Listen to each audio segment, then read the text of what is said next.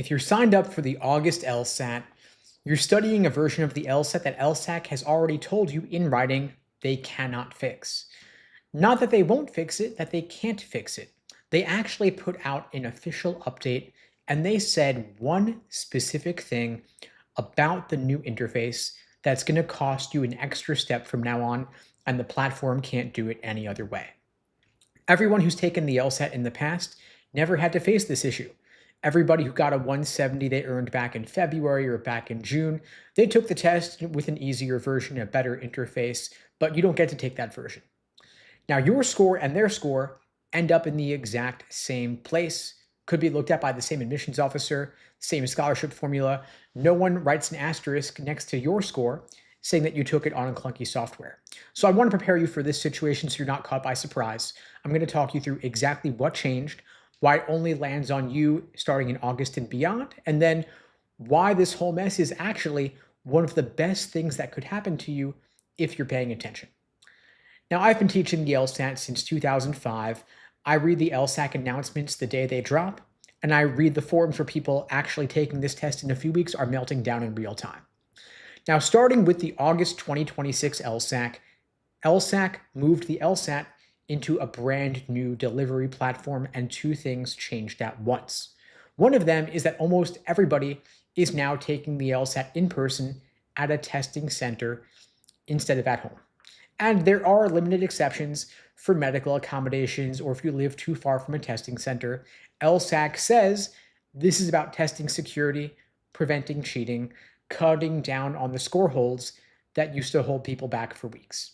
And I'm not fighting the in-person move. I think there are valid reasons for it, given all the cheating. But a bigger problem that I think is more questionable is the way that the whole online computer interface got rebuilt. There are new buttons, a new way to highlight, a new way to cross off answers. Now, LSAC is very clear that the content of the LSAT has not changed. You still get two logical reasoning sections, one reading comp section, one unscored extra section. It's the same 120 to 180 scale. None of that changed. The questions are the same, but the tool that you use to take it has changed. And normally I'd say, who cares? It's just buttons. You'll adjust.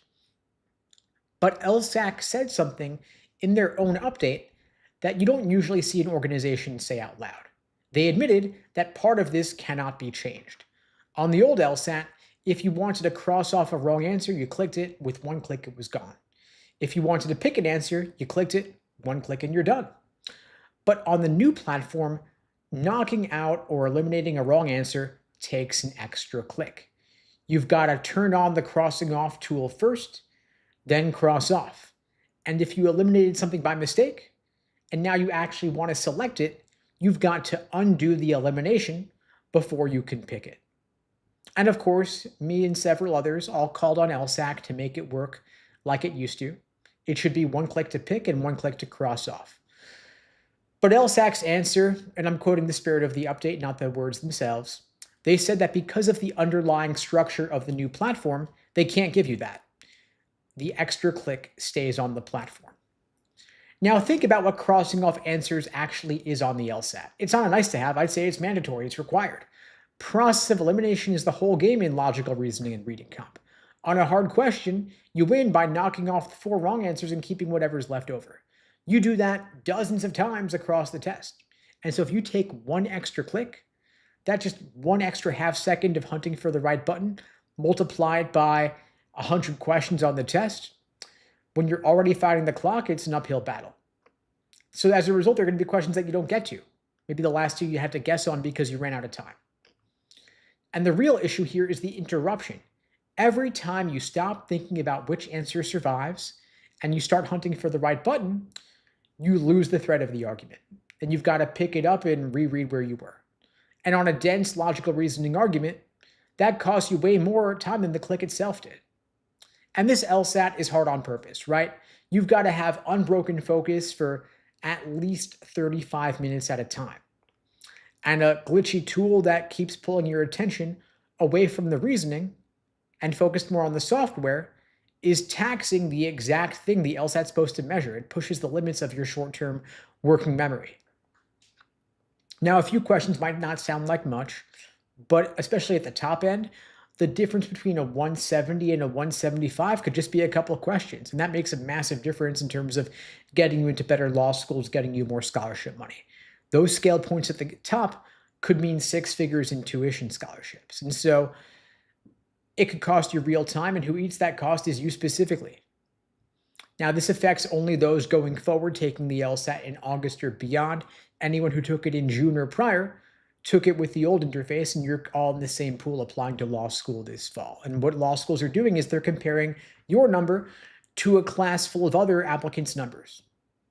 And a big chunk of that class already has scores from earlier in this cycle and last cycle with a better interface. And so you're competing against them. Hopefully, of course, law schools are aware of the changes and they'll take them into account, but I wouldn't count on it because all they're doing is they're looking at that 3-digit number on the screen. They're not auditing which build of the software you clicked through. The number is what matters. I mean, look at it from their perspective in terms of their incentives, the rankings, right? They want to get better LSAT numbers in their class to raise their standing in the rankings. And so all I could say for you is if you're taking the LSAT in August or beyond, go in prepared. Familiarize yourself with the LSAC Law Hub platform. That's the only software that perfectly reflects the experience that you're going to have on test day. Don't do your practice tests in books. Don't do it in ChatGPT. God forbid, please don't do that. Don't use LSAT for Dummies. Use the official LSAC software. You get 4 practice tests on there for free. More with a Law Hub Advantage subscription. Well worth the investment to get dozens of exams in the official LSAT format. And the thing, of course, is that the questions on there, for the most part, don't come with explanations. There's nobody that you can talk to get feedback from on what you're getting wrong and why. And so if you'd like my help, I'm offering free LSAT tutoring for everybody watching this now or later. You can book that free LSAT tutoring lesson with me personally at unpluggedprep.com/start. The link is below the video on YouTube, pinned in the chat on YouTube, in my bio on TikTok and IG. I've also put together a free LSAT cheat sheet to help you jumpstart your LSAT prep. It's a quick reference on everything logical reasoning and reading comp. You can grab that at unpluggedprep.com/cheat sheet, free download PDF that you can grab. Now, there is also an issue with LSAT registration you should be aware of. The August LSAT is the first one in years you've got to take in person. You can't take it on your couch or in your bed, not with a webcam in your bedroom. You have to go to a prometric testing center and sit down at a computer like it's a driver's license test. And right now, today, people registered for that test are finding out something LSAC never put in a single email. At least you may not have gotten the news. There is a line, there's a queue, and your spot in line depends on when you signed up for the LSAT. If you register early, you get first pick of seats and slots. If you register late, you're logging in at 11 p.m. to choose your test center after everybody else already grabbed the good slots. Some people are opening it up and finding there's nothing left anywhere near where they live. And so I want to talk you through how that line system works, the first come, first served system. And this is not a glitch. This is the system doing exactly what LSAC built it to do. They just didn't explain it clearly enough. And so I want to talk you through what happened and clear up some of this confusion. For years, the LSAT, you could take it at home ever since the pandemic. You'd take it on your own laptop, a proctor watching you through your webcam.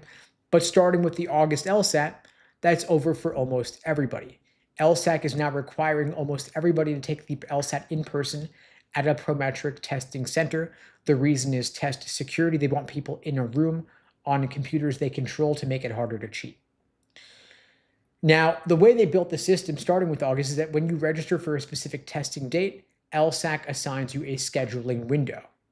The window is the day and time that you're allowed to use the Prometric scheduler tool and actually pick your in-person testing center, your date, and your testing time. And that window is given to you on a first come, first served basis. They call it first to register, first in line. In other words, the first people to register for the August LSAT get the earliest scheduling window and they get first pick. Those who are last to register get the latest window and they get whatever's left. And so the whole thing runs on the rule based on when you signed up. So let's say that you register on June 24th, the day before the August deadline, because that's when your score from the previous LSAT came back and you decided to retake it. That puts you near the back of the line. Your window, in that case, wouldn't open up in the morning with everybody imagining they're first. It opens that evening or later. And by the time you get in, the person who registered in May already grabbed the 9 a.m. Saturday slot at the test center right near your apartment, and you're left with Wednesday afternoon an hour away, or you get nothing at all. You're taking the same test, you're paying the same fee, but it's a totally different testing slot.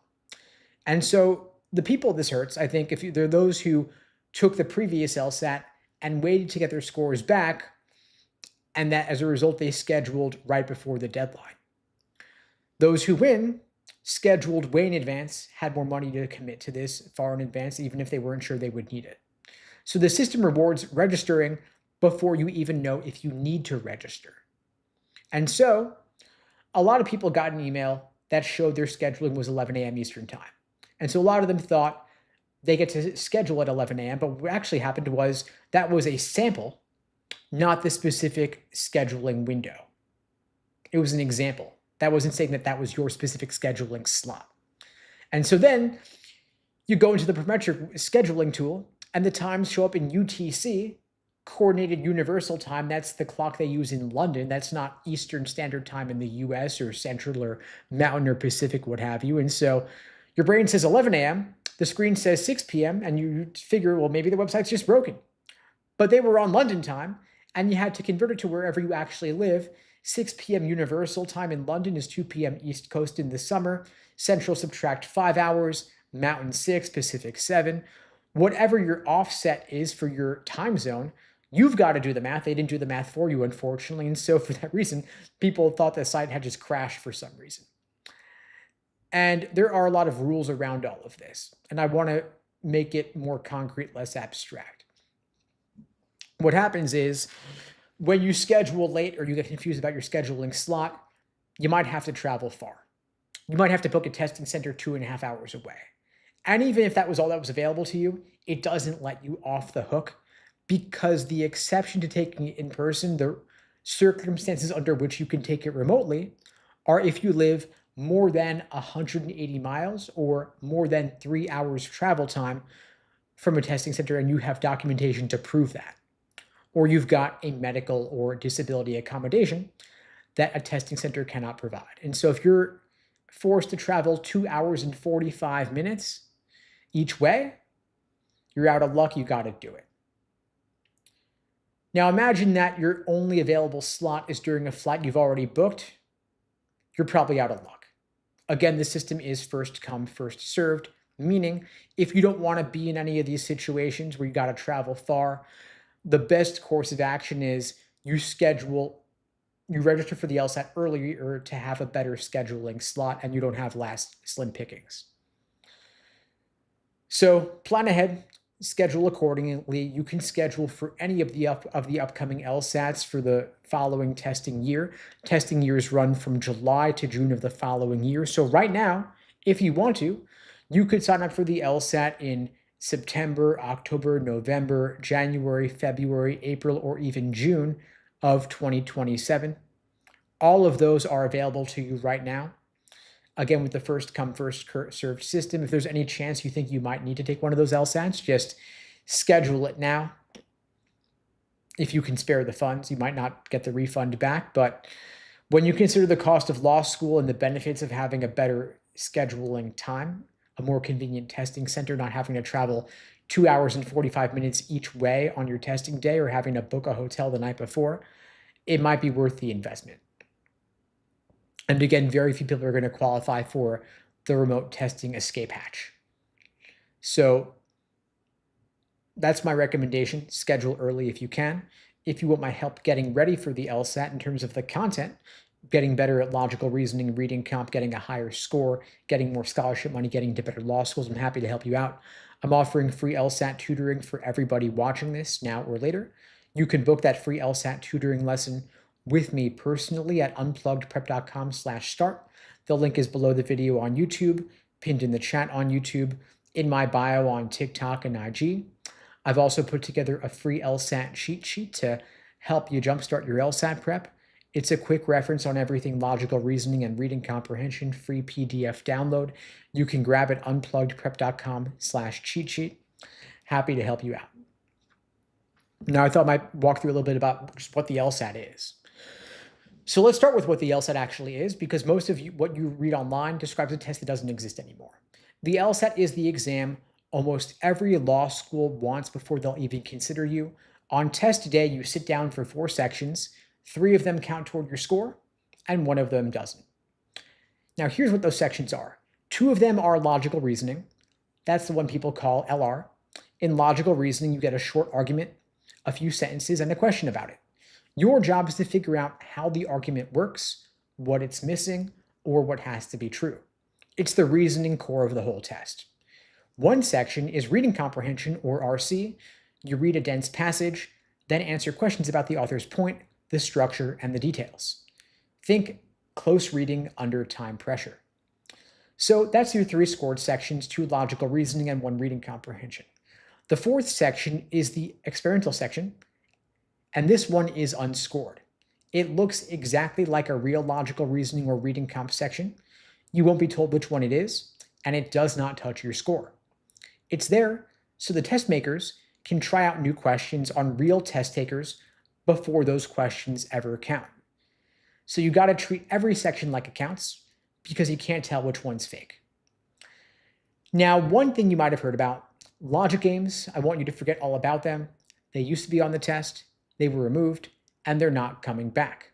If a book or a video still teaches logic games, it's out of date, full stop. Now, logical reasoning is 2 of your 3 scored sections. That makes it 2/3 of your score. Reading comprehension is the other third. So every hour you put into logical reasoning pays you back double. Now, your score runs on a band from 120 at the bottom up to 180 at the top. That's the number law schools ultimately care about. You're also going to hear the word prep test constantly. A prep test is just a real LSAT from a past test date, which LSAC released so that you can practice on it. And so when someone says, do prep test 150, they mean sit down with an actual former exam. Those are the closest thing to a real test you're going to get, because they are real tests and you're going to do a lot of them. So that's the test. 4 sections, 3 scored, 2 of them logical reasoning, no logic games, scored 120 to 180. Everything in your prep builds on that. Now, quick note before we talk scoring. When I say prep test, I mean a real LSAT from a past test date that LSAC released for practice. Every official practice test you take is one of these. They are the closest thing to the real exam you can get, so they're what your practice should be built on. Now, 2 quick words you're going to hear me use a lot. The stimulus is the main text of a logical reasoning question. It's usually a short argument or a set of facts. The question stem is the line right after it that tells you your actual task, like which one weakens the argument or what must be true. I want you to read the stem first because it tells you what job to do before you dig into the stimulus. And again, if you want my help, I'm offering free LSAT tutoring for everybody watching this now or later. For those of you just joining, you can book that free LSAT tutoring lesson with me at unpluggedprep.com/start.